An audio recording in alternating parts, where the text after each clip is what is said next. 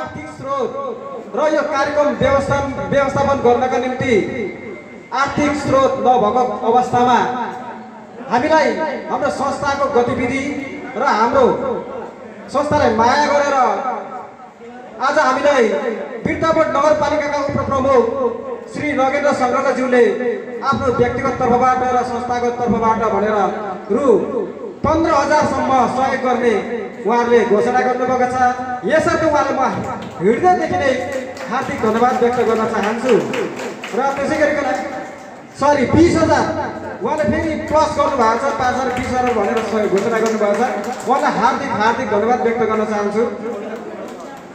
र त्यसै गरिकन हामीले यो कार्यक्रम व्यवस्थापनका लागि र विभिन्न छात्रवृत्ति लगायत सहायक सामग्री वितरण गर्नको निम्ति भनेर हामीलाई कञ्चनजङ्घा बोर्डिङ स्कुलका सञ्चालक आदरणीय स्वर्गीय गुरुभक्त नेउपानेका सुपुत्र केशव नेउपानेज्यूबाट पनि हामीलाई रु 15,000 सहयोग प्राप्त भएको छ।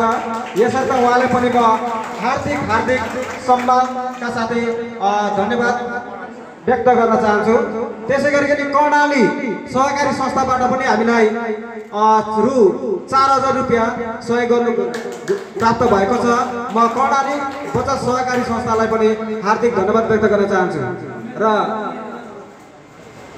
र त्यसै गरिकन मेधानी प्रसाद नेउपानेज्यूबाट पनि रु 1,000 रुपियाँ सहयोग प्राप्त भएको छ। उहाँलाई पनि म हार्दिक धन्यवाद व्यक्त गर्न चाहन्छु। र म सम्झिन चाहन्छु विगतका वर्षमा हामीलाई देउसी भैलो कार्यक्रममा सहकार्य गरेर सहयोग गर्नुहुने कविता घलेज्यूबाट पनि हामीलाई फेरि आजको कार्यक्रमको व्यवस्थापनको लागि रु 6,000 रुपियाँ सहयोग प्रदान गर्नुभएको छ। उहाँलाई पनि म हार्दिक धन्यवाद व्यक्त गर्न चाहन्छु। र म सम्पूर्ण फेरि पनि म हाम्रा प्रमुख अतिथि यस्तो गर्मी समयमा हुन त यो विषम